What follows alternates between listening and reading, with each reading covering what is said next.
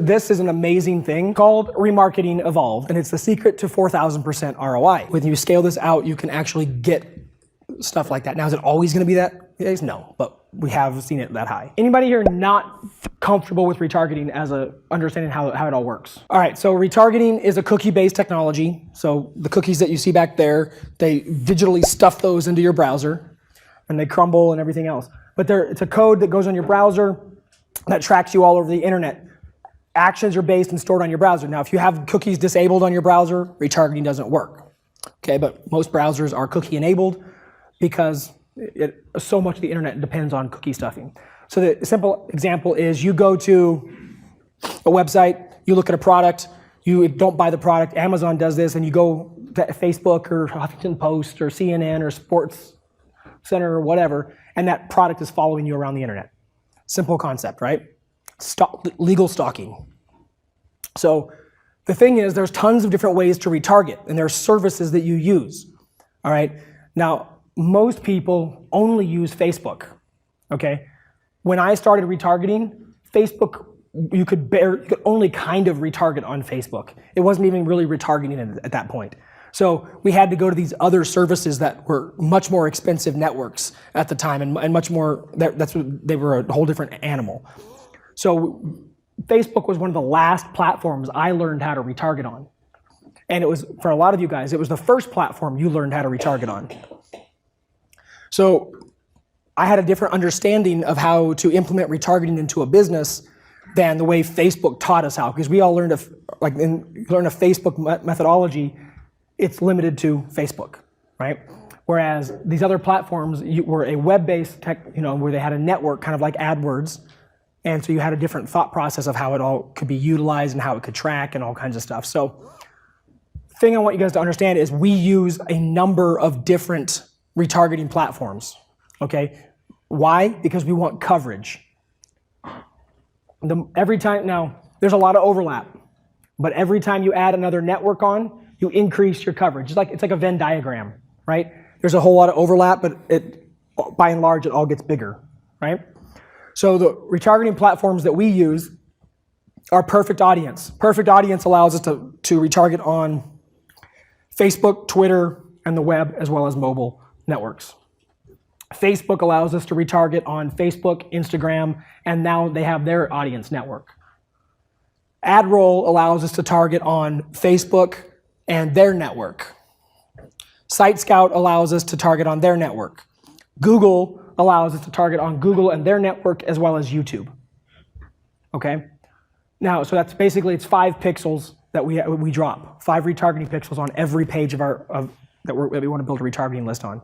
So if I have, like on the funnel example I was talking to you guys about, where the landing page they land on is the coupon, right?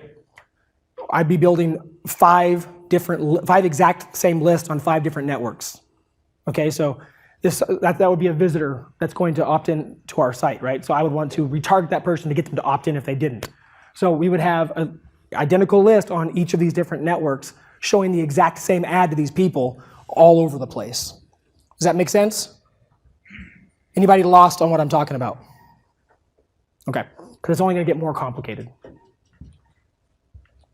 Okay, so now aside from tracking, and I mean actual tracking, not your Facebook dashboard tracking, because that's not tracking. Retargeting will have the most dramatic impact on your conversions of anything you do. So if you're not using it, start using it. Now to leverage retargeting to the fullest, we have several different campaigns running at all times, and we already kind of talked about this, and some of you guys are already doing this, at the same time, all the time. Retargeting is not something you do once in a while. It's something you set up and you let it run in the background every single day. How many of you guys have been retargeted by me? Yeah, right? How many of you guys have seen our Disney video? Right? The Smolder video, where we use the movie Tangled? How about $3 conversions? And you know what? And I'm probably going to get a cease and desist letter at some point from Disney, but you know what? We wanted to try it.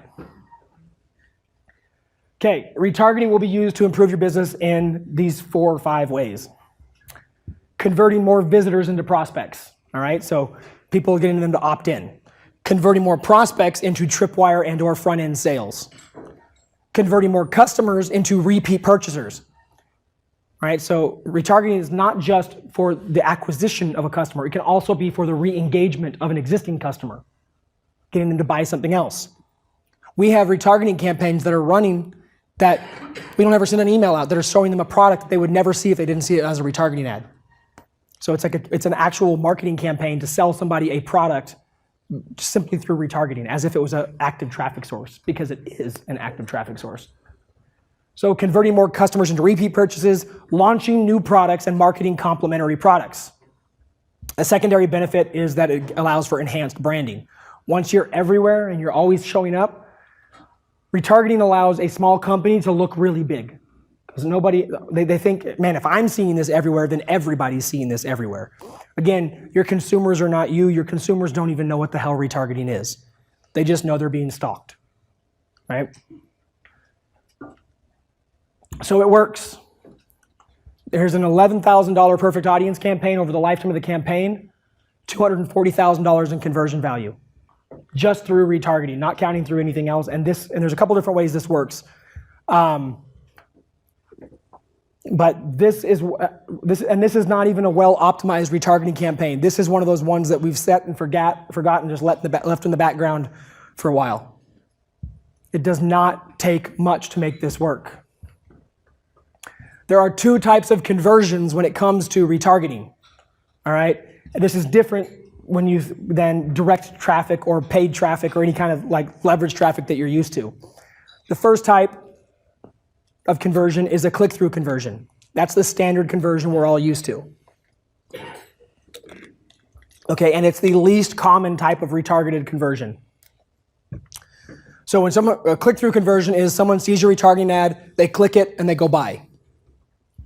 Pretty clear, right? Sample, straight. A view-through conversion is when somebody sees your retargeting ad multiple times, whatever, they see it and then later go back and buy the product, or click the ad, go somewhere else, and then at some point come back and buy the product. But the ad is attributed to increasing the sale because you can set a window of how long you want to track these view-throughs to say, this retargeting campaign helped result in this sale. Okay, so view-through conversions will always be significantly higher than click-through conversions. They're both good things to have, okay? So when we talk about like the statistics of how retargeting lifts branded search and site visitation, 700% increase in site visitation over a 4-week period, they're talking about view-through conversions. And I think we're gonna show those stats again. But basically, website visitors who are retargeted with display ads, which is what retargeting is all about, display or video, 70% are more likely to convert, okay? This has the whole multiple touch point thing we've talked about. More times you touch and get in front of them, the more the likelihood of conversions are gonna go up. Retargeted ads are also 3 times more likely to be clicked on than people who haven't interacted with your business before. Again, these are just simple things that we know as to why we use retargeting.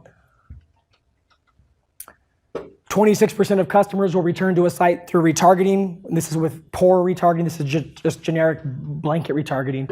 And this statistic is actually based on brand retargeting, where you basically just show them your logo. It's not actually talking about what we do, where we actually show the product. And then the biggest thing about retargeting is this. Display advertising, banner advertising has been known to be just in the dumps in terms of click-through rate, which it is, 0.07%. Retargeting ads on average have a 0.7 click-through rate. Again, you guys know my math sucks, but I do know that when you take the 0 out of a decimal and move the other one number closer, it's a better number. So that's a huge increase. And another reason why we love retargeting so much. So a few more stats, just because I like to throw them at people. 1,000% increase in branded search. 726% lift in visitation after 4 weeks of continuous retargeting exposure. And retargeting can increase conversion rates by as high as 147%. And this is not even tactical retargeting. This is just half-assed basic normal retargeting. You just turn something on and it works. It's very hard to have a retargeting campaign not be profitable if you at least set it up correctly. And if you use sequential retargeting, which we're going to get into, it's very hard to have less than a 1,000% ROI on a sequential campaign. 80% of companies are doing it wrong. It may be more, but it's at least that. They're doing generic blanket retargeting. How many of you guys have ever been retargeted by Amazon for a product that you already bought? Yeah, like you already checked out. Like, I already got this, show me something else. Or my favorite one was, I think it was 1-800-Flowers was retargeting me for Valentine's. Well, that was last year. Yeah, retargeting me for Valentine's Day in June or something, June or July. We have the screenshot somewhere, and it was still a Valentine's Day retargeting ad. Come on, guys, like, how much money? Because you know they're blanket. They're just throwing money at it. They don't even pay attention. And you get companies like that all the time. Or you get companies that you go to their site and they just retarget you with something that's not completely unrelated to what you're doing. Like the LegalZoom example, where LegalZoom, we were there and they retargeted you for like how to do a will, but I was looking at an LLC, right?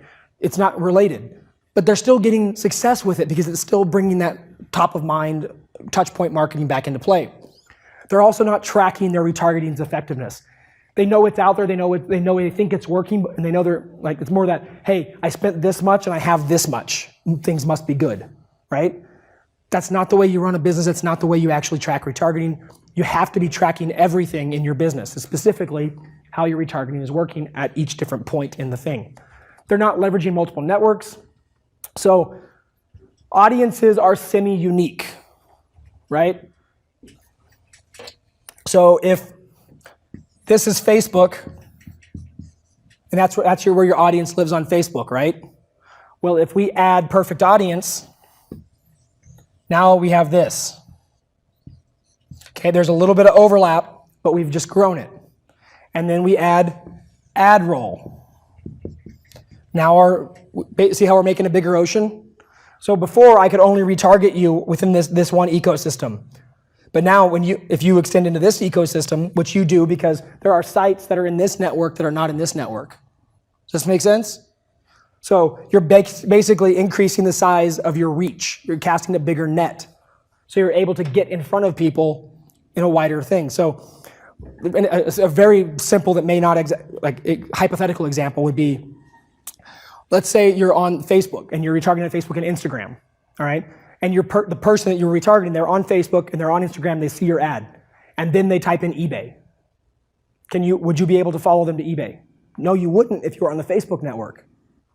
But if you also had ad roll or perfect audience rolling, they go over to Facebook or to eBay, and you had built a list there, that campaign would fire, and boom, all of a sudden that same ad that they had just seen on Facebook would show up on eBay. Okay, and then let's say they type in Huffington Post. And let's say Huffington Post was in the ad roll network, but not perfect audience.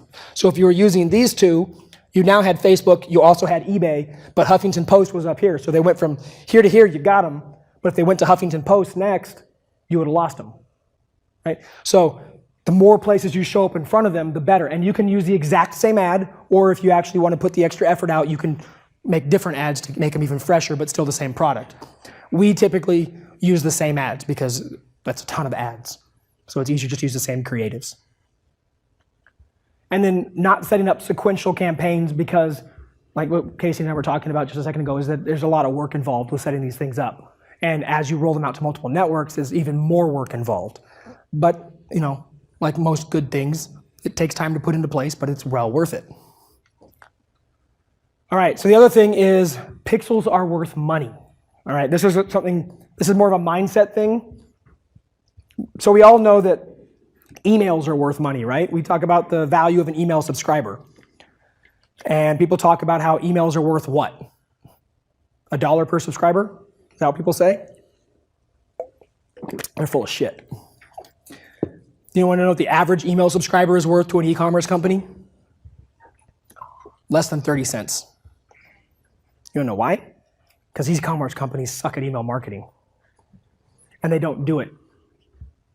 So, but still, and everybody's different. Every company's gonna be different. But so like Karmaloop, you guys familiar with Karmaloop?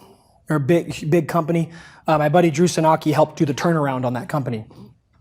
And they're like, oh, we have this massive email list, and it's worth this. It's like basically $1 per email. And Drew's like, guys, you're worth 19 cents an email. Let's actually do the math. So they did the math on their company, and their emails were worth basically 19 cents. Because that's all the value they were getting out of them. When Drew was finished with them, they were getting about $6 per email. which is how the company turned around. So pixels are the same concept. Your pixels should have a valuation, because if you think about it that way, you will actually emphasize their use and placement, and you will care about how much attention you pay to them. Again, it's a mindset thing.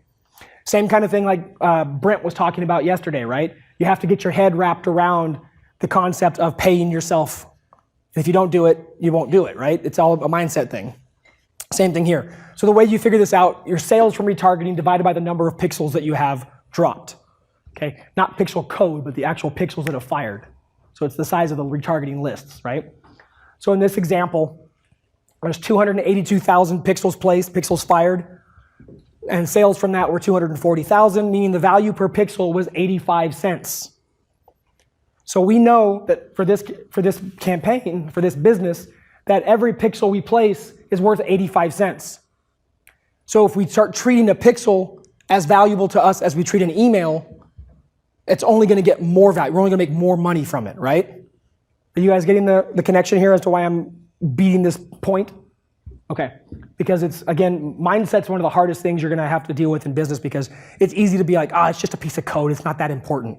And you know how many of you guys have ever neglected setting up the perfect pixel placement in your Facebook pixels? Like maybe you didn't add the initiate checkout, or you didn't add the add to cart, or you didn't add the conversion, or you did just the conversion but not the add to cart because you're like, all I need is this. We've all done it, right? But it takes that extra little bit. But if you actually make it the connection in your brain of how important they are, and that every time you screw this up, you're basically throwing away 85 cents, maybe you'll treat it a little bit differently. So again, to impress the importance of pixels, we choose pixels over emails. Pixels offer guaranteed exposure. So if I have the choice and I'm going to go after Pat, and I can get a pixel on his computer, or I can get his email, I'm going to take the pixel first. Not because it's easier to get, but because I can always go back and get the email later with your retargeting. Okay, so if we have to choose. Pixels also offer guaranteed exposure. You can't hide from me if I'm retargeting you. Okay, why? Let's think about this. So if I send you an email, where do you see the email? Only in your inbox. Only if, and you know what? Because all of you guys always give out your best email when you subscribe to something, right? So it may not even be an email that you check, or it's your PayPal email. It's the one you only check when you buy something or whatever else, right? So it may not even see it. And then once you're in your inbox, what do I have to compete with? All the other emails that are in there. So now my subject line has to stand out. And then from there, you have to click on my subject line. And then you have to read my email or look at the pictures. And then I have to get you to click the link, all to get you to go to the page I want you to go to with the offer. Okay? Email marketing doesn't sound that much fun when you look at it that way. It's still very profitable. But what about retargeting? What has to happen? Can you hide from my ad? Hell no, it's right in your face. And what do you have to do to take the action? One click. Okay? So whereas before it took 4 or 5 actions to get you to finally go to the page where I wanted you to go to, retargeting, in one action, you're there. And you can make the same offer much more clearly like that. This is why we'd rather have the pixel in place than the email, because we can always get the email later. So this does not mean, though, that we do not build email lists. But if we have the option of trying to get either an email address or a pixel, we're going to go for the pixel and go direct to sale first. We can always get the email address later. Retargeting performs the same as better than email. This is, I can't remember which company this was, eMarketer or something, one of the big statistics company. So retargeting performs same as or better than email according to basically 91% of the companies that have been using it. So combining the two is very, very powerful. The other thing about retargeting is that it's not just for retargeting. It's also an on-demand traffic source, just like an email list. Can't tell you how many times I've heard somebody say, oh, we launched our new product, we sent out an email to promote it. Hey, did you hit your retargeting list too? What do you mean? Your retargeting list is a captive audience. So this is an Amazon product that we sold, And that is, you can see I think it's like, what is it, 5 a.m., 4 a.m., something like that. 4 a.m., 5 a.m., we turned the ad on. It went live. I got the timing wrong because it was East Coast to Pacific time. I just screwed it up. But still, we went up to basically 121 units ordered from 4 a.m. to right about 8 a.m. That was nothing but one retargeting ad sent out on Perfect Audience to one list. So it's no email. We wound up selling a few thousand units that day on a brand new product that had nothing. So the point is not so much that you have to do it on Amazon, but the proof is that you can do it there. But the reality is this is a traffic source just like any other. So you need to think about it as a traffic source and leverage it as a traffic source. Not just as, oh, they bounced off my page, I'll retarget them. Once you've built this list, so let's just use the example. So for Build, Grow, Scale, you've all seen my free plus shipping book offer, right? Cool, so you land on that page, and if you don't take the book, you're gonna get retargeted, right? You're gonna get retargeted for about 7 days, there's a series of ads, and then it'll go a little bit longer, and then that's about it. So now most people would say, okay, my abandoned cart is done. Those people who didn't do anything, we're done with them, right? They just let it sit. But that's also gonna be my biggest audience, right? So why wouldn't I want to take that audience and run and promote another offer to them, as if I was targeting them as an interest? Well, you would, but nobody does that. Although, who was it?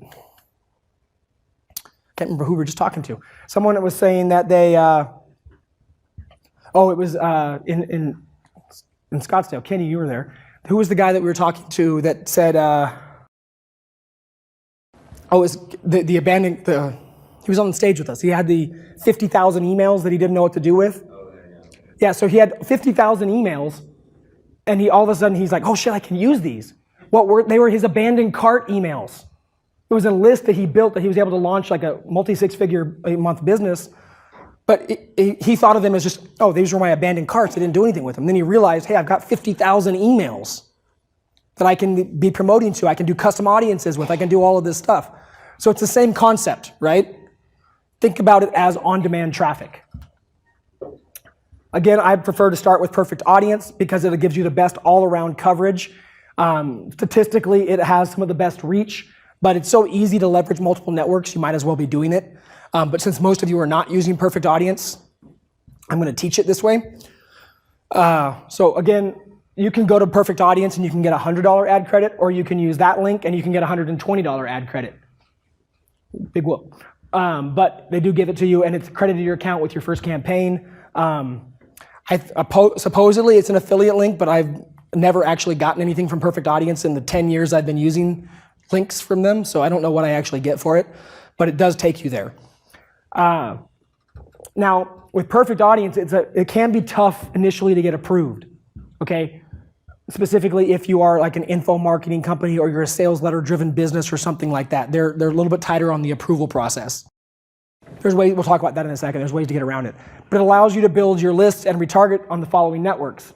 Facebook, they break that up into both right side and newsfeed, so you can selectively select which ones you want. They have the web display network, they have their Twitter display network, and now they also have their dynamic products retargeting network, which works similar to Google dynamic ads. So it's another pretty cool thing you can set up, and similar to the Facebook dynamic campaigns as well. So how do you get approved? Sometimes you gotta be a little sneaky. Just because they won't approve your site though, does not mean they won't approve ads that you want to sell on there. So like we have a site that they wouldn't approve our survival site, but when we got the other side, a different site approved, we put the same products that were on the survival site and got those approved as ads, no problem. So it's kind of like Facebook. It's very finicky. It's very who you get kind of thing. So on the approval side, Perfect Audience likes blogs, authority sites, news sites, video hubs, membership portals, communities, and most e-commerce stores. So when you set up and get approved on Perfect Audience, they want your homepage. That's the site they're gonna ask for, okay? So when they ask for that, if your homepage is a long-form sales letter, you're probably not gonna get approved, okay? So what we've done several times is when we went to get approved on Perfect Audience with a new account, our long form sales page would suddenly go to, site.com/sales page, and we would put a temporary portal or blog or something up on the homepage until we got approved. But if you're an e-com store or something like that, you're typically okay unless you're in one of those questionable categories that almost every site has a problem with. Gambling, alcohol is actually not a problem anymore. Weed is still questionable. Supplements, certain supplements are still questionable, and then firearms and stuff like that. And then any kind of adult stuff. You can still get approved, you just have to be a little bit different about the way you go about it. They may have some more rules, like on our Perfect Audience last approval, we had our Second Amendment store, we had to take the knives out of the category pages. We still sell them, but they didn't like them on the category. So we took those out, and they approved us. Facebook said the same thing. You sell weapons. I'm like, no, we don't. I'm like, what weapon? It's literally a little pocket knife like this big. And they're like, oh yeah, that could kill somebody. Well, so could a stapler. But we took that off, they approved us. Same kind of thing here. You may have to go through a few hoops, but again, once you're approved, so like Facebook would not, Perfect Audience would not approve our Second Amendment or our gun site or anything like that. However, those rifle sites, which they disapproved when it was on the homepage, they approved those ads all day long. So it's not consistent, it makes no sense, it's just how it works. So we figure out ways to work around it. So the other cool thing is with Perfect Audience, there are ways to run ads build retargeting lists for any website, even if that website is not approved on the Perfect Audience network. You get one site approved. You take this JavaScript action script, which you get out of you don't have to remember that code. You can get that out of your account. Every account has it. But when you set up your campaign type, you set it up to work with, I think I even have a little laser pointer. Right here, you can select action. And right in here, you get to name the action and whatever you want. So banner or Pat's list or whatever it is. So when you do this, you can see that I put banner here, and then right here it is, I entered it into the code. So what I can do is I can drop this code on any page, whether it's on any website, any domain, anything I can access the code on. And now when that script fires, it's going to add that person to my Perfect Audience list. Okay? So do you understand how that part works real quick? I'll make the connection in a second, but does that make sense? You take that code, you create your list on Perfect Audience, and name it with that action trigger word, and then you have the code that triggers that script. Why that's important is, let's say we have patsite.com that he got approved on Perfect Audience, but he wants to build a list and run an ad on, I don't know, patsurvivalsite.com, which did not get approved, but patsite.com did get approved. He takes this script, drops it on patsurvivalsite.com on the page that he wants to do, and it will fire and build a list in his retargeting account that was set up on Pat's site.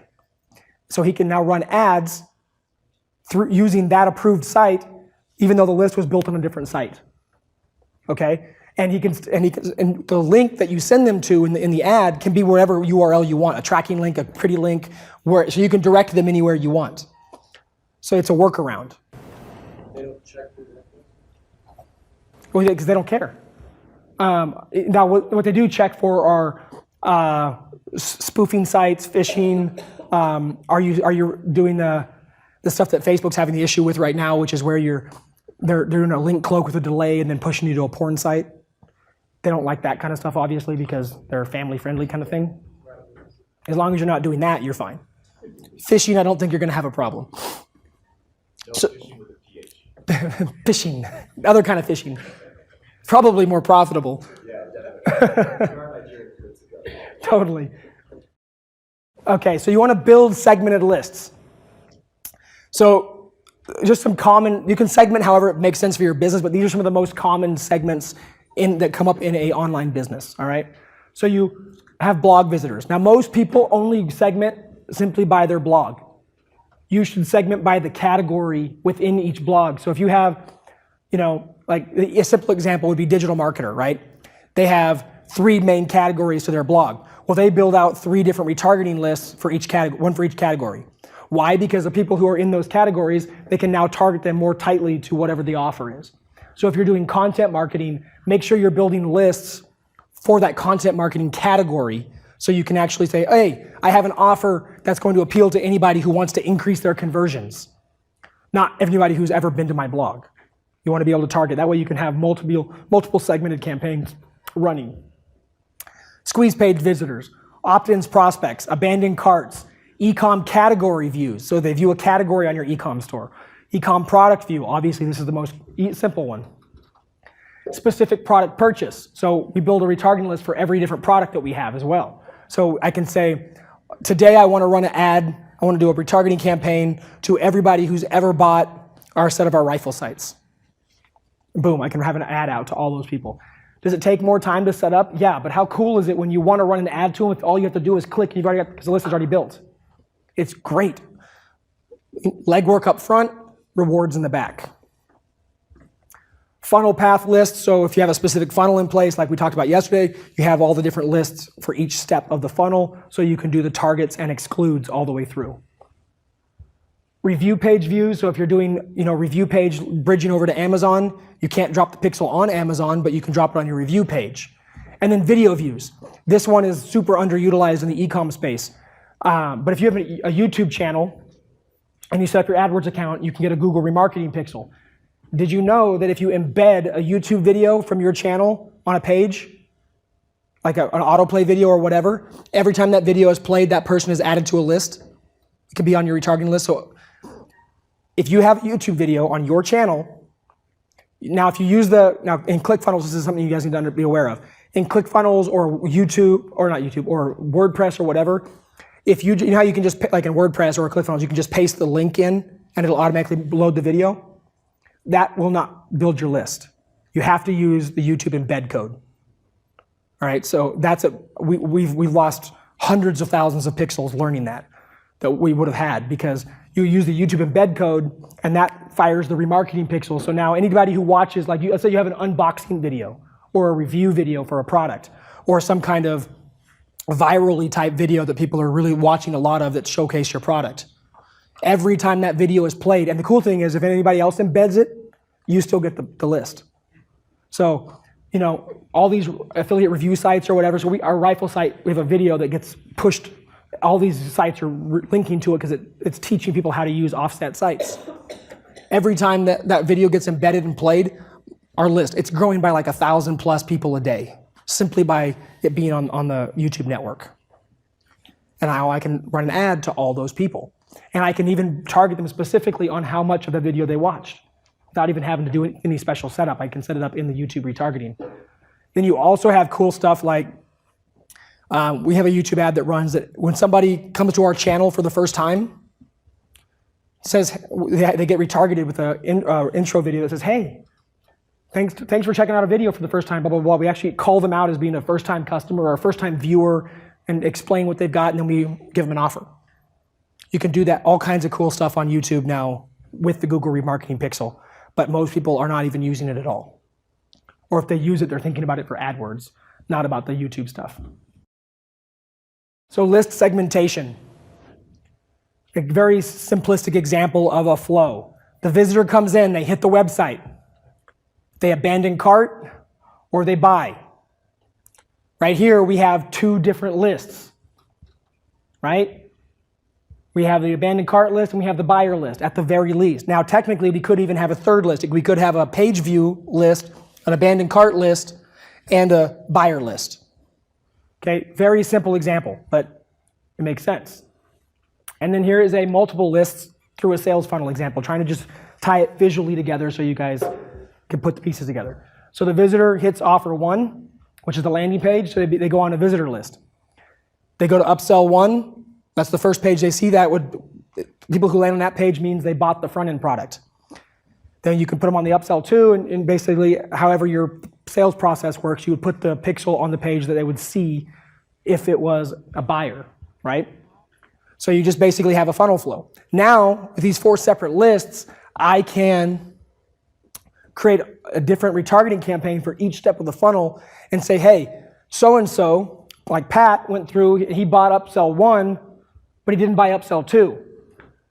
So I want to show an ad to everybody like Pat who didn't buy upsell 2 but did buy upsell 1 and the front end.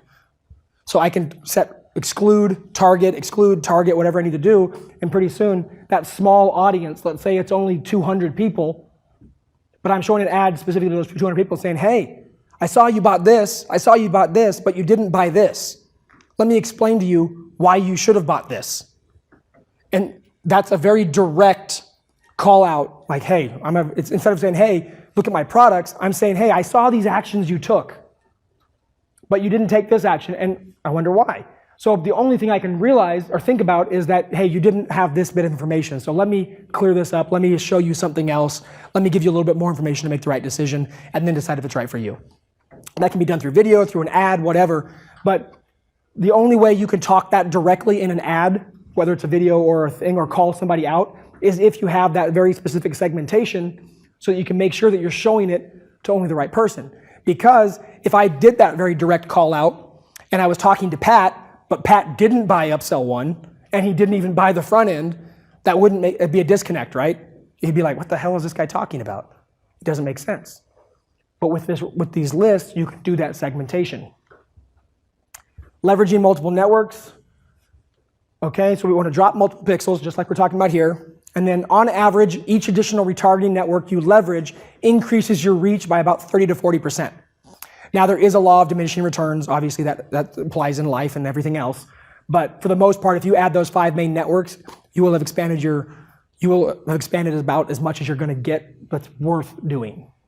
Now, unless you are in a market or a niche that has a niche-specific retargeting network. So like in the survival space, in the health space, there are some closed networks that are, they may have only a few thousand sites in them, but they're very, very targeted to that specific network. In that case, you would definitely want to try to jump on one of those networks. They're going to be way more expensive, but they can be very, very, very targeted. And then you want to duplicate the same campaigns across all networks. Okay, so if you have, on a funnel flow, if you have a page abandoned campaign, cool. You'd have a page abandoned campaign duplicated on Perfect Audience, on AdRoll, on Facebook, on Site Scout. Same campaign. Then you'd have the next campaign, the abandoned cart campaign, duplicated across all 5 networks. Then you would have the upsell campaign or whatever other campaigns you had, identical campaign. The only thing that would change is the fact that you probably have to adjust the ad sizes to fit the different requirements, because some ad networks have unique size ads that they run. But most of them follow the same defaults for display advertising. Your audience will not be able to escape. It's pretty cool. It's kind of creepy, but it's really cool. So how do you put it all together? So the coupon funnel example. We have 4 campaigns running here. Retargeting campaign number 1 is designed to increase the opt-ins. So people land on this page, they bounce, you pull them back and try to get them to opt in. The next one is increased tripwires. So these are people who basically abandon the cart. We're going to pull them back in. Number 3, I already broke this down this way. This is visitor, and then this is the abandoned cart campaign. And then this one is, hey, people who didn't buy the one-time offer, we want to pull them back in. So this could be, let's say you have let's say you're selling a supplement, and you have your auto ship program, right? It's like, hey, get a monthly supply, and this person doesn't take it. So Pat doesn't buy your auto ship, and you're pissed. Like, well, I want to get him. So you're going to retarget him and say, hey, Pat, I'm going to show up at your house with a baseball bat if you don't click this link right here. And so he clicks it, and he say, hey, by the way, no baseball bat, but what I'll do is I'll give you a $1 trial. I know you're going to love it. And then he signs up. So the retargeting campaign, you just pulled him back into a one-time offer with a trial. So this is something that most people don't do. When they have a one-time offer, because it's in a funnel, they're like, oh, it's an upsell. I can only sell the upsell if they're in the funnel. Well, that's still a product. You might as well sell the damn thing. So what we do now is we make it a point to always build out a retargeting campaign that pushes them back to the one-time offer or the multiple one-time offers. Whichever one they haven't bought, we're going to try to get them to buy it again. No does not mean forever, right? No means not now. So just because they didn't buy my continuity program the first time, maybe they could buy it the second time or the third or the 500th or whatever, right? Until they either buy They unsubscribe or they die, we're going to keep marketing to them. I know that sounds mercenary, but you're in business to make money, okay? If you're not going to make money, have a nonprofit, which make a lot of money, actually. And then if you really want to misuse your money, open something like Wounded Warrior and, basically just take all the money, pay all your executives, and then only let like 12 cents actually get to the people that you care about. Not jaded at all about that, by the way. Side note, on that specifically, we used to be a huge supporter of Wounded Warrior. I was at the SHOT Show in Vegas, which is like the SEMA show for guns, the big trade show. Glock was awarding a check to Wounded Warrior Foundation on stage at their annual event, and Wounded Warrior wouldn't accept the big check because there was a picture of a gun on it. You're a veterans foundation. Guns are part of your thing, right? But you're anti-gun. So you won't accept money from a gun company because the check was just stupid. You guys have all seen those foundations though, right? They actually find out how much money actually gets to the people who are in need. It's disgusting. It's less than out of every dollar, it's like 12 or 14 cents in a lot of cases. It's insane. And then you find out like the Red Cross is, like the lady who ran the Red Cross was getting paid like hundreds and hundreds of millions of dollars a year. Ridiculous, huh? Okay, there's my tangent about that. But one cool thing about ecom is you can tie yourself, let's bring it back on point, is you can tie your campaigns to a cause that you support. So we do a lot of that in our space too. We find foundations or things like that we want to do, and we can donate a percentage of our profits or things like that. And it's all obviously, one thing is it helps boost your marketing, especially if it's niche specific, but then you can actually make sure it actually goes somewhere that actually gets help. And that's one of the things that I love about this, not so much the retargeting thing, but just ecom in general, since I'm on my soapbox right now, is that if you have a cause, which all of us have our causes, we have our things that we support, you can easily help your business grow, help your life, and still help other people as well. So it's pretty cool to be able to do that. We do that with, in the gun niche, we support foundations for warriors, for veterans, things like that, not Wounded Warrior, obviously.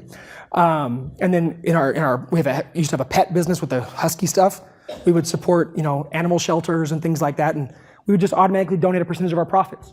And there's companies out there that their whole service is designed to allow you to automatically do that. So, there's a credit card processing company we're working with right now. We're trying to, they're this new thing. Sorry, this is a random tangent. This is just super cool. So you have your credit card processing, right? You all know that your credit card processing rates are negotiable, right? Now, not so much with Stripe, but with other real merchant accounts, you can negotiate your rates, and it's all varied on risk and things like that. Well, what these guys have done is they've worked with these big banks, and they will get you credit card processing, and they'll say, hey, Pat, what are you currently paying for your rates? Okay, 2.9%. Cool. What if we can get you 2.5%, but we'll still charge you 2.9%, and that difference goes to whatever charity or foundation you want to support? Would you do it? And it's all automatic. It's all the taxes. Everything is taken care of for you. They're growing crazily well. And they'll also do counters on your site so you can show how much revenue you're generating for your cause, all kinds of things like that. But it doesn't actually cost your business any money. It doesn't come out of your profits because you're already paying the same amount, but they'll negotiate the lower rate for you. They actually haven't launched for like public consumption yet, but I've been working with them because we're going to test them out. And as soon as I have the right to actually share the site with everybody, I will do so because it's awesome. But I mean, it's a no-brainer because even if, let's just say you're like, yeah, I want to support a cause, but I don't want to share my profits. Like, there's a lot of us out there that are that way. You don't have to raise your hand. But we're like, man, I only make 20% profit. I don't want to give 5%, away to somebody else. That's fine. What if you could do this? It doesn't cost you any more money than you're already doing, but there's that extra little bit you can now give away. And you can support the cause, or also, even if you're that straight up mercenary, like screw the world, whatever, I just want to make a lot of money, then it at least looks like you care. Okay, so off the soapbox and back to retargeting. Okay, putting it all together, we talked about this during the funnel yesterday. I'm going to make it go way, way, way beyond. This is a perfect audience example.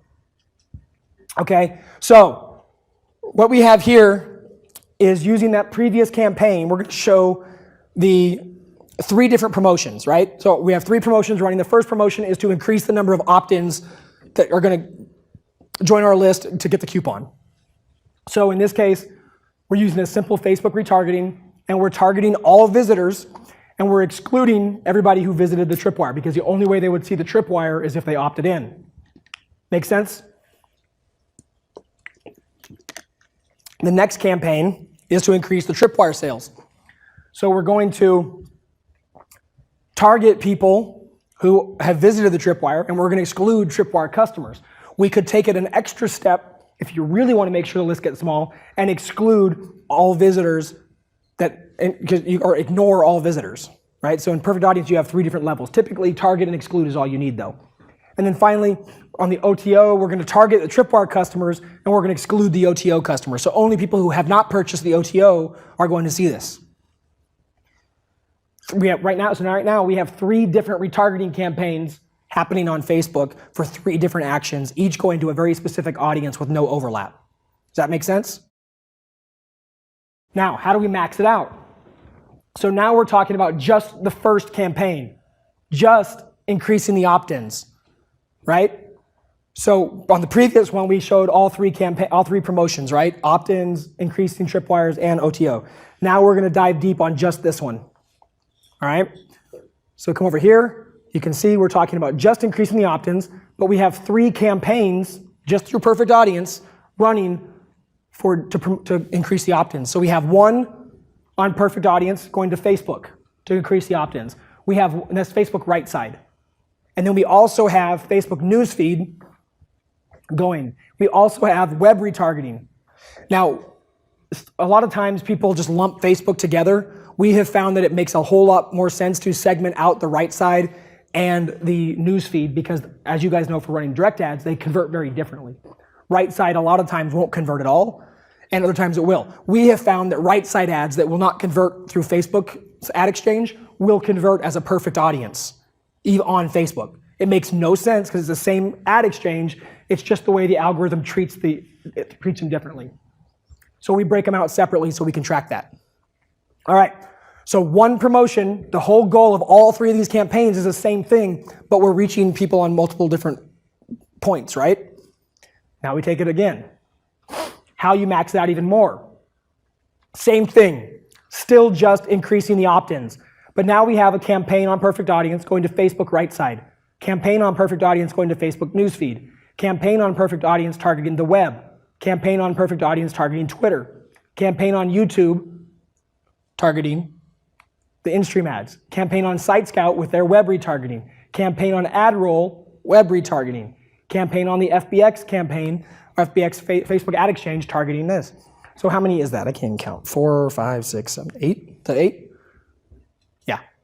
8 different retargeting campaigns, all with the sole goal of increasing opt-ins.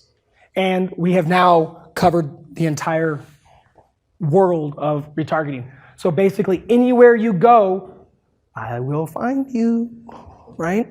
It's true. It's amazing. It's incredibly powerful, and it's a total pain in the ass to set up. So we use Improvely. Yeah. So you set up. Again, it's just like using UTMs, right? But we use Improvely, and then so Improvely is cool, but you take Improvely to the next level, you have to create a spreadsheet. You don't have to, but in my case, it's way easier, because what we'll do is we'll create a spreadsheet tab for each campaign, and then we just paste all the links in there so we can go back and find them real easily without having to go in and sort through them.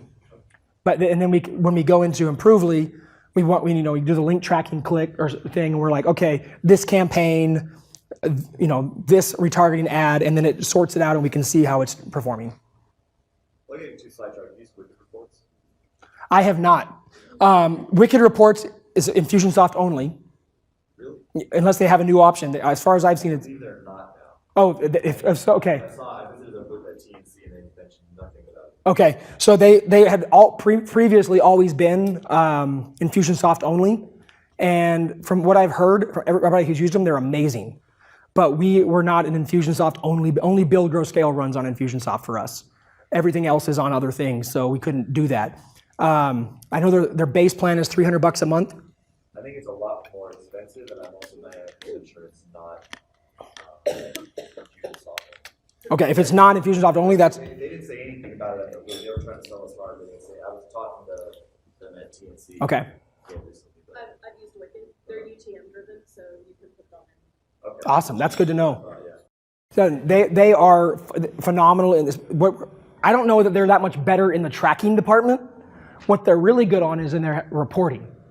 They actually have way better reporting features and built-in reporting that you don't have to figure out what report to run than anybody else has. It's really good. I'm excited. A lot of big boys using Ezra. I love it. Oh yeah, no, a ton of them are using it. So if they're no longer, I haven't looked at them in probably at least a year or so. So I know they must be not. If Ezra's using them, Ezra's on Klaviyo, yeah, which we are. Yep. And he uses them, so therefore, I guess. Yeah, it would make sense. And you know what? Now that you mention it, I think Perry said something about it when I was in Austin last time. We were talking about native commerce, and none of the native commerce things, they're on one shopping cart, so they're not. They've got it, so it's got to be. Yeah. So that's one to look at now. Again, $300 a month minimum. Pretty sure. More. Is it more now? Pretty sure it's more than that by the contract. Okay, so I could also be wrong about that too. Improvely is going to cost you $60 a month on the base plan. So there's a big difference there. And if you're just getting started, you definitely don't need it. Honestly, you can do a lot of this stuff if you just use the Pretty Links plugin on our WordPress. You can do a lot of the basic things, maybe a little bit more manual, but if budgets are tight, then don't just go out and get the most expensive tracking stuff. You can grow into that kind of thing. But they are awesome. I've seen Kern's reports that he can run on his. It's amazing. Yeah. He uses it for all of, well, he's been using it for years, but he uses it for his whole new continuity program and all of his auto stuff. And the reports that it runs are just amazing, especially for continuity. Looks really good. Yeah. And everything looks really good. Yeah. So you try it. Yeah. Now, the cool thing is they actually make you pay a setup fee, and they actually have their team help you set it up. Okay. I do know that. There's no other way to do it. I think they force you to do that, and that's probably why they have the contract. Okay, so here's an abandoned cart example. So the days 1 to 2, so you have your abandoned cart going. That should be going with email, right? As well as retargeting. So days 1 to 2, you have the basic cart reminder. Hey, this product's in your cart. Come back, buy, buy, buy. Then days 3 to 6, we push them to a review or an unboxing or something that's like a customer testimonial video or something that's really exciting about the product that's like, hey, what the hell? They're excited. Why haven't you bought it? And then if that doesn't work, then we offer them a discount. Now, again, common default is that you offer the discount right here, right? The second they abandon the cart, you're saying, hey, how about 15% off? Here's the thing. They don't need a discount yet. You still don't know why they abandoned. So why don't you give them a chance to buy and then discount them? All right, and then if they still don't buy after the discount, give them a chance to win it for free. And if you are going to do a giveaway, you actually have to follow through with the giveaway and at least choose a random winner in every time period that you're doing it. Okay, again, this is where you get in trouble if you do the shady shit, right? You can totally do all of this stuff as long as you do it ethically, okay? So how many of you guys remember Lucky Duck giveaway? Any of you guys remember that one from the laboratory from Don's group? Dennert? So not Chris, but Jason, the one that nobody can trust. He did this massive giveaway thing, and he got hundreds of thousands of up and got in trouble because they didn't actually do the giveaway. They're making tons of money. And it was these little silicone bracelets for the, like camouflage bracelets. How expensive would it be to ship one of those out randomly to somebody every month, or every week? It's not that hard to do. So just do it. And you don't even have to have the product. You could literally go to Amazon and just, have it shipped directly to the customer. So anyway, the giveaway is huge. We build a lot of massive lists off the giveaway, and it pulls them back into an email sequence and allows them to educate the customer and pull them back in and try to get them to buy. So most cart abandonment, they end right here. You have a 3-step cart abandonment, 3 emails, or 1 retargeting ad, and that's it. Well, we have a 4-step cart abandonment campaign, or actually 4 different mini campaigns in one promotion, in addition to our emails. So, do you think our cart abandonment rates are significantly less than other people? Actually, no, they're not. Our cart abandonment rates are the same, but our recovery is significantly more because we take them through this journey. And we also recover a lot more full price sales than most people do because we don't pitch the discount until we've given them multiple chances to buy. Again, if I'm going to make money, I'd rather make more money than less money. And then I'm still going to get the sale, I'm still going to give them the discount, but I want to try to get them to buy it at full price first. So our favorite cart abandonment sequence is this one. Okay, and actually, we've recently changed this again, and I thought I made the new slide. I must not have saved. Oh. Yeah, it's on the thumb drive, which that's on my computer. That's not on my computer right now. So the new slide,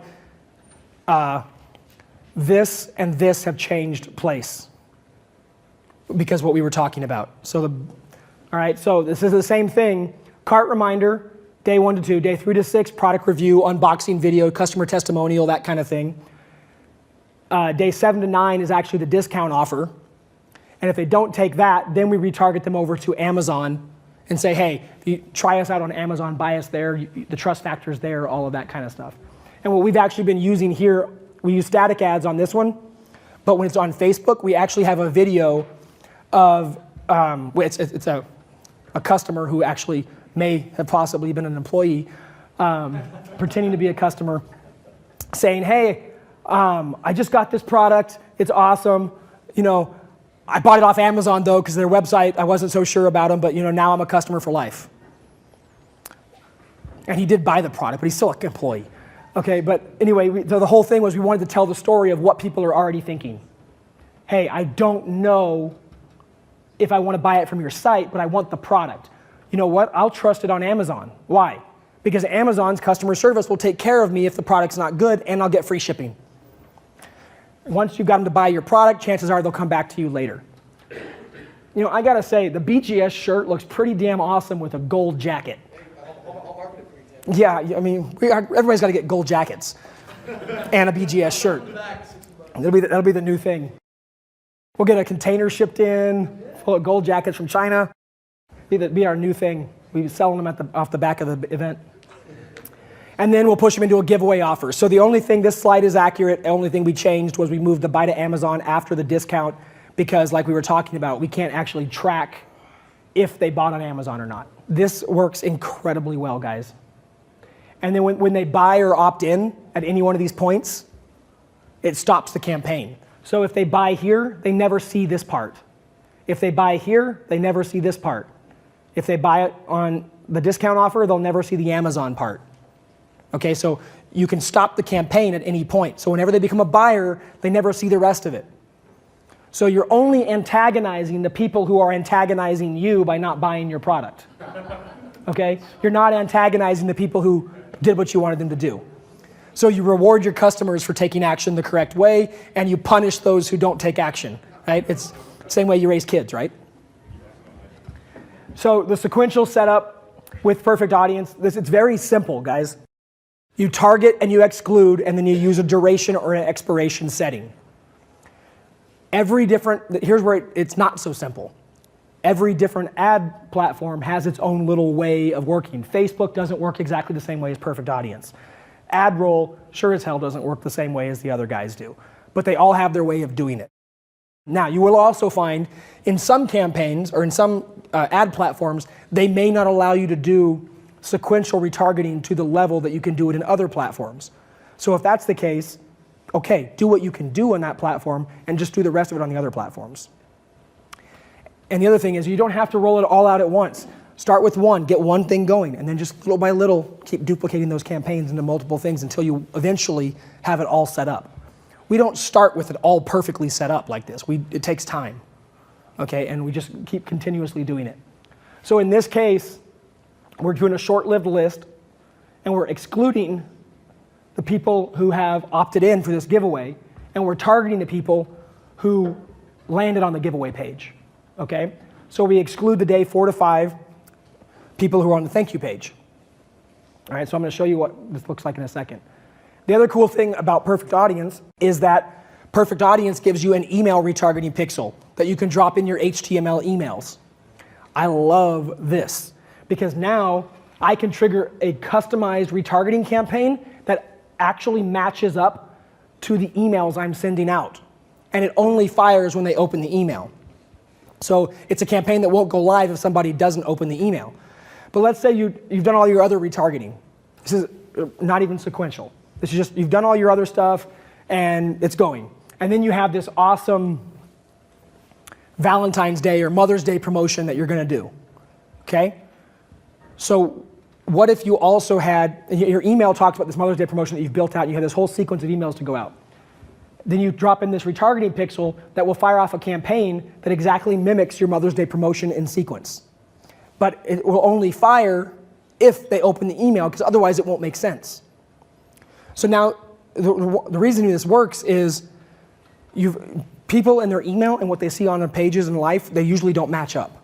Okay, so this is yet another way you can get into people's heads really more effectively. So they read your email, and you say something unique in that email about your store, your promotion, or whatever else, and then you call that exact same thing out in a retargeting ad that fires a few minutes after they open the email.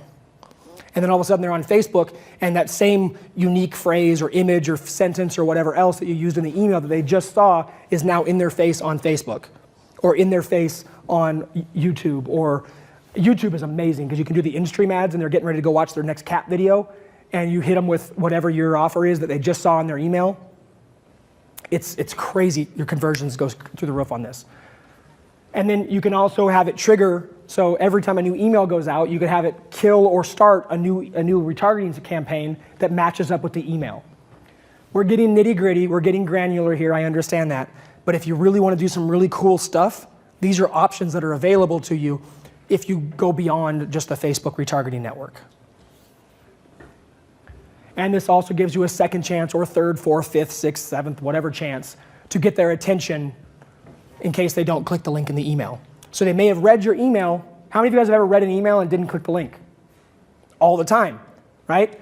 And if that was where it ended, you would never have that option again unless you went back to the email or to the next email. But now you read my email, you didn't click my link, how dare you, but I'm still going to hit you with a retargeting ad and I can follow you around until eventually especially you guys, you're probably going to click it anyway just because you want to see what's going on and see what happens next. But the idea is that I'm going to have more chances to get you to click the link than just that one chance in the email. Because most of the time, you guys don't go back to an email, right? Not unless there's something specific. But for the most part, you get so much email, if you browse it, you're not going to go back to it. You're going to archive it, or you're done until the next email comes in. This allows you to recover from that and keep it top of mind. So here's an example of how you can use an email sequence. So you have a 3-day promo. Why? Because 3-day promos for emails work better than anything else. 3 back-to-back emails, 1 email a day. 4 times the effectiveness of 1 single email alone. So you have a 3-day promo. This is an autoresponder sequence. Okay, these are all pre-programmed. So days 1 to 3, you have a retargeting sequence tied to this first promotion. Okay? And you have it set to expire or whatever you want to do. And then days 3 to 6, they're not getting any retargeting promotions. They're getting content emails or whatever else. Days 7 to 9, you're hitting them with a new 3-day promo. And you have a brand new 3-day retargeting sequence tied to that promo kicking off. And then days 10 through 13, nothing. So let's say you were just an affiliate marketer. And now if you're an affiliate marketer, if you contact the product owners, a lot of times they'll drop a pixel for you so that you can track. Okay? Now here's the thing. You could literally be promoting, like Kenny can do this with all of their physical product stuff that they do for Barbin, all their affiliate stuff. They could have an autoresponder sequence built out to promote all these products. And they could literally have their own retargeting campaign tied in, Barbin branded retargeting campaign tied in with their affiliate promo email that sequentially goes on and off without them having to do anything as a customer goes through this follow-up sequence. You think that would make them more money as an affiliate? Hell yeah. And why? Because nobody else is doing it, so it would be just like unheard of in terms of effectiveness because it's not saturated. And it could literally be that one email list has all this stuff set up, and you just, every time you do a promo, you also build a retargeting campaign out. And all that means is you create a couple ad images, or you have ad roll create a couple ad images for you, and you link it to go to the page, and you put a tracking link in there. So at this point, for day 3 to 6, you would exclude the reviews not run in Correct. Yeah, so you would have it end with the promo, and then there'd be any emails that went out days 3 to 6, content or whatever, would not have a pixel in them. Unless you wanted to have a different pixel that you were just building an audience off of based on the content of that email. So you could have a content email that's all about, you know, the importance of using kinesiology tape to improve your lifts. Yeah, I saw you perk up. Kinesiology what? And that's the email, but it's all a content email. It's not linking to anything. There's no link click. But you still want, everybody who reads that email obviously is interested in kinesiology tape, so you want to build an audience off that. You could just drop a pixel and simply start building an audience off the content email. And never run a campaign until you're ready. YouTube retargeting. You can retarget to sites, pages, or other videos. In-stream videos are great because they're pattern interrupts. You're trying to watch your cat video, and I pop up saying, hey, come to my event. And you're like, damn it, I want to watch cats, not Tanner. But it works. Works very, very, very, very effectively. And there's lots of variations to cover all different audiences. You can, like what you see right here, the reason I did this example is, well, there's a couple of reasons. So this is, what is this, 5 videos? I'm talking about the exact same thing in all 5 videos. I shot them all within 1 hour of each other in 3 different cars with 3 different shirts, all in my neighborhood. So I would just get in the car, I'd drive around, do this video, pull back in the driveway, change cars, change shirts, do it again. This was promoting an event. One video was talking to specifically people who were going to watch a video on, hey, I see you're about to watch a Ryan Dice video. Cool. Let me talk to you about this. Ryan's going to be at my event. You should come. This video was targeting, I don't know if it was this exact one, but basically the same thing. This one was targeting Kern people. This was people, hey, I see you're interested in Teespring marketing. You're about to watch this Teespring video. So I can select the targeting in YouTube, and I made the video content match what they were about to watch. So not only was my pattern interrupt video a pattern interrupt, but it was also tied to whatever it was they were about to see. And if one of the videos was like, hey, you're about to watch another Build, Grow, Scale video. That's so cool. It'd be better if you saw me in person though, wouldn't it? Come to my event. So you can do, it doesn't take much. This was literally using a Replay XD camera, little one of those, it's actually one of those cameras people use for road rallies, and you turn it out and you film the road, but I wanted to film myself. So I faced it in. Plug it in, push a button, and I just went around and recorded. Literally took about an hour, took more time to change shirts and change cars than it took to film all the videos and edit them and upload them. And the ROI on these videos is insane. And we can do this for all kinds of stuff. The one thing that we found that works the best though in this kind of pattern interrupt stuff is actual random things, not like a staged set. So not like me standing in front of a perfect background. The casual stuff like the car thing, people are like, oh, what are you trying to do, show that you're busy? No, I just want you to pay attention. Like I could care, I'd do it in the shower if that would make you pay attention, but it's kind of creepy. But the reality is that it's all about the pattern interrupt and getting you to, like, what is he talking about in his car? And people pay attention to that because it's not me standing in front of a whiteboard or me doing something that everybody else is already doing. So if you're, and the shaky camera, the whole kind of like unprofessional nature of like a self-shot video improves conversions on this kind of stuff. So you don't need a fancy video crew. You don't need, Steve and all of his fancy equipment to do it all. You literally just need like your iPhone. You can do it like this, and you could be showing the product and making it all shaky and whatever. Just keep them short and to the point. But every video in your channel that you have builds their retargeting list. So every time someone actually saw this video as well, it added them to one of my lists also. So now I can follow up with them again. Hey, I'm back. Watch this video. And then there's the workaround. How to use retargeting to drive sales when you can't run pay-per-click ads for your product. This is another really cool thing about retargeting. So, hey, I sell supplements. I can't get my stuff to work. Okay, I can't promote them on Facebook. I can't promote our gun stuff, whatever. So the 4-step process is to use the native ad trick. And retargeting is a great way to leverage this. Native ad or viral content piece that relates to the product. Doesn't actually go into the product, it's just about it. So in this case, let's say we couldn't advertise kinesiology tape because Facebook doesn't like it. Okay, so but we can talk about how these athletes improve their lift using this interesting piece of tape, right? And we create this advertorial about it, talks about it, maybe shows some pictures, cool things like that. We drive traffic to that. We do boosted post, we do a pay-per engagement ad, things like that. Why does that work? Well, because it's the cheapest, dirt cheap traffic and exposure you're going to get. And if it has any viral nature to it, it's going to get social shares, it's going to get engagement, and it can go really large and get you a ton of pixel growth without a lot of expense. Then you place the pixels on that content page. All right? And then obviously you retarget them to whatever offer it is that they wouldn't let you run. And you're like, well, hang on, Facebook won't let me run that, even as a retargeting ad. That's cool, but there's 5 other networks that will. And guess what? Facebook won't let you run a supplement ad, right? But perfect audience, I can get that ad approved, and guess where it will show up? On Facebook. Now, will it run forever? Maybe not. But our gun ads that we can't get approved by Facebook, I get them approved on perfect audience all day long, and they wind up on Facebook. And because Perfect Audience has such a relationship, obviously, with Facebook Ad Exchange, just like all these other networks do, they're going to get a lot more stuff through. So there's ways to get things around.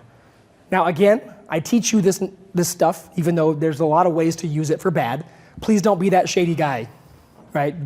Don't be that guy doing the stuff, for the kids and things like that. My daughter loves YouTube, and she's 5, but you know that they're targeting kids now to get porn traffic? They're like making kid videos that they'll click on like in the kids' YouTube that are cloaked and they're pushing kids to like an adult site. So even the kids' YouTube. Why? Because they're selling remnant traffic, and traffic is traffic. They can sell the click for super cheap. They don't care who it is, but kids just click, right? And the kids' YouTube channel is insanely popular, massive volume, and they're doing all kinds of shady shit. So if you have kids, be aware of that even the kids' YouTube version, there's stuff happening. So you want to check your controls on that stuff as well. All right, so how the workaround advertising works visually would be, you retarget them to the review page or the content page, and so that they view the content, the native ad content, and then you retarget them either to the review page first to like preset the sale and then push them to the buy on store, or if you think the advertorial or the native piece did enough, push them straight to the store. So you can push that around depending on what your content is. We like to do a 2-step approach because a lot of times our native content is, like if we were talking about, again, with Kenny's example with the kinesiology tape, if it was like, hey, this magic tape that helps people lift more weight with less injury, cool, we set the stage, but we didn't specifically talk about why ape tape or why their tape is so much better. So we're going to retarget them then to a review of our tape, and then we'll push them to the store. So we're kind of just setting the hook deeper with multiple sets. Then push them to a discount if they don't buy, then to a giveaway, and then finally to buy on Amazon. And again, if you are worried about them buying it from Amazon and then pushing them to a review page, you can put them at the end like this. Again, because we can't track that aspect. But it's all set on target, exclude, and a number of days. Now these number of days are arbitrary. You're going to test that. You're going to say, hey, this ad doesn't seem to work past day 5. Cool. Stop it there, start the new ad. Because you have ad fatigue and all that kind of stuff. So the day 1 to 2, maybe for you, maybe it's day 1 to 4. And then that would change all the other segments. This is a great place to start, and then you just kind of work it out, right? Retargeting for list building is awesome. This is the giveaway. This is actually one of Frank Keeney's things we helped him do. So the giveaway is obviously, they opt in to enter a chance to win the product, right? So you got here is $117 in ad spend, $7,000 in sales after people opted in to win. Because they opt in to win, you pick a winner and say, hey, you didn't win, here's a chance to get it here for a discount. Or hey, don't feel lucky, know you're not gonna win, go ahead and buy it. A lot of people do that too. I'm that guy that'll like buy all the raffle tickets, and the person who found the raffle ticket on the ground is the one that wins it. So I would be that guy that would just be like, man, I'm not gonna win it, I'll just go buy it. But after I opted in to win it, because I got excited, so now they got me twice, right? That's the same concept here. So we build massive, massive lists of using giveaway promotions of prospects that we then convert into buyers of this product and other products. So it's not just for the back end. We actually run direct promotions straight to our giveaway offers. Facebook pixels are magical, okay? Because they're not just for retargeting. Obviously, most of you know this. I just want to beat it home if you don't. You get better, you may not know this part, that you get better Facebook average or retargeting coverage through a third-party network than you do through the Facebook ad exchange on your own. They give preferential treatment to their third-party advertisers because they want their third-party advertisers to keep feeding their networks because they're a massive revenue source. Also, a Facebook pixel, so FBX, the Facebook pixel, plus a segmented list, plus a lookalike audience equals ridiculously massive profit potential. Okay, so we build that Facebook pixel, right? We can then spin off a lookalike audience. So first of all, we place a pixel, but we say, we put this special pixel on a blog category page specifically for people who are power lifters that like kinesiology tape. Okay, and we start building that pixel up. Then we run ads to that list, or that audience, right? And we're like, man, this thing's converting pretty well. And then what? We create a lookalike, right? You can't do lookalike audiences on any other network. So even if you like, because like for me, for a long time, I was like, man, I don't care about Facebook retargeting. I'll use everybody else's retargeting and still get on Facebook. But if you're not dropping the actual Facebook pixel itself, you would miss out on the biggest opportunity, which is the custom and lookalike audiences. Lookalike audiences are obviously some of the most profitable audiences you're going to find, and especially if you have buyer pixels. So when you use a third-party network like AdRoll or Perfect Audience, they're dropping their Facebook pixel as well as yours, if you have yours. They're dropping their pixel and using it on your behalf. So you need to be dropping your Facebook pixels all the time so that you can then turn around and build out these lookalike audiences to find these honeypot traffic sources. So I often sound like I'm discounting the Facebook ad network, but I want you to realize that I'm certainly not. Even if you're not running the ads, at least be building the audiences so you can then spin off the lookalikes and place them everywhere. Even places you're not running ads.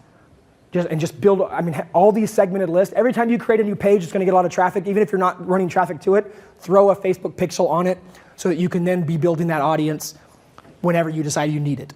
Because you never know what you're going to come up with, and you're like, man, if I only could have targeted everybody who hit that page. Partner lists. This is also something that's really, really popular. We've made a few $100,000 in sales this year through partner lists. Some networks allow you to share your retargeting list now. So I launch a new fishing product. I can go, Casey, hey, what do you guys have in the fishing niche? Do you have something for people who are into bass fishing? And he's like, yeah, cool. If you want to share your list with me, I can run ads to it. Maybe we can do a rev share. Okay, Perfect Audience allows for this now. Facebook obviously allows for this if it's unlocked in your account. And there's other networks that are allowing you to do this as well. It's basically the same concept as doing a list rental for email or a solo ad. I couldn't think of the word. Solo ad. Super, super powerful. And the best thing is, it's way more effective than a solo ad because a solo ad still has the constraints of email. Whereas if you share your pixel with me and I push an ad out, everybody's going to see it.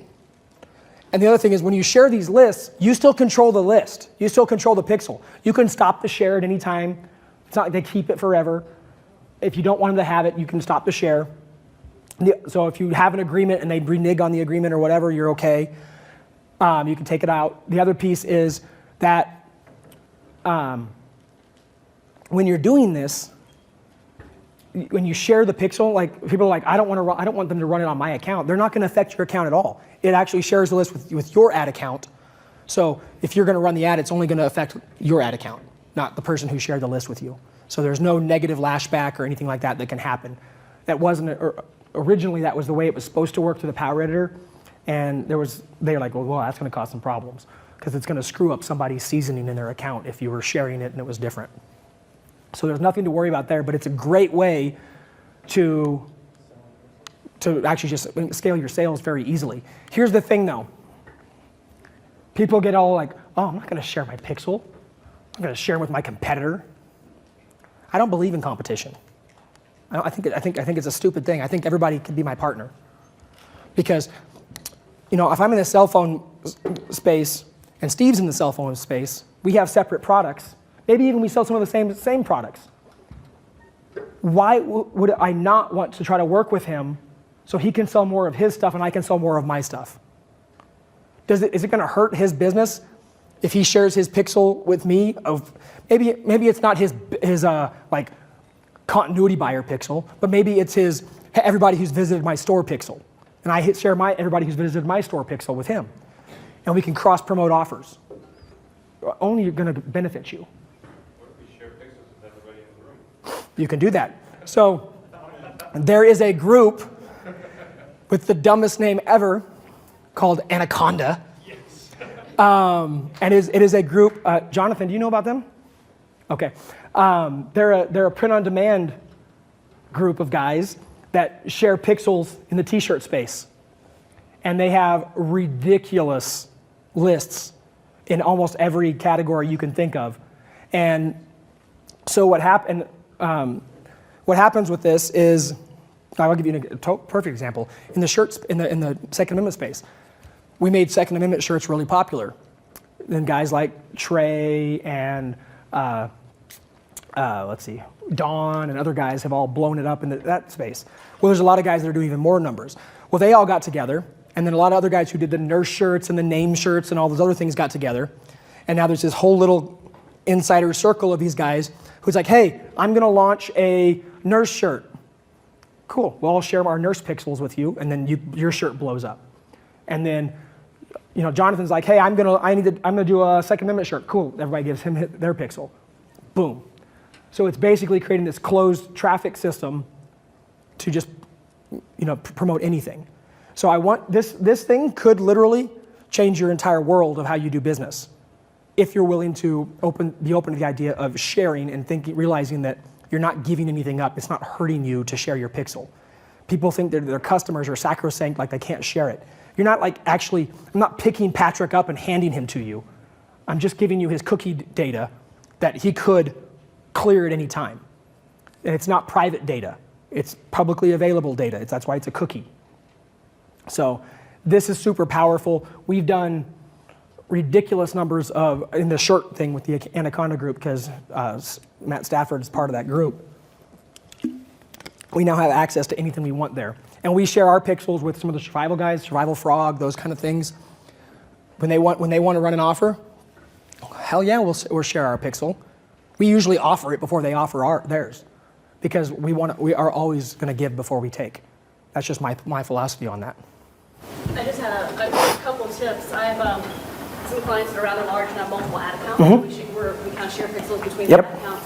One thing that I've noticed is nice is that you actually have to go back to the original sharer. So basically, if you share a pixel with someone, you're not able to then share it again. So they Yes, that's a very good point. Which is nice. So it's nice and secure. But the thing you can do is if you do have a shared audience from a pixel, you can create a lookalike audience that does live in your account and will continue to live in your account. Correct. And you should be doing that because at that point, now you're running your own ad traffic and your own budget, so you should get some benefit out of that, even if they don't buy.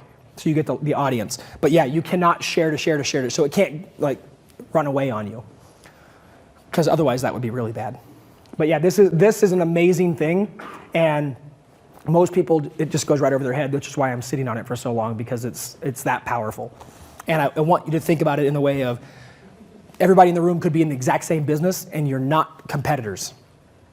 You're actual potential JV partners. To make your retargeting that much more effective and just really take it up a notch, you really need to work on your LTV, your lifetime customer value. One of our secret weapons when it comes to LTV is continuity, which I'm going to teach you about in this video right here. Subscribe and turn on all your notifications so that you get all the updates of all the new videos released, new trainings and everything. And I'll see you in this video.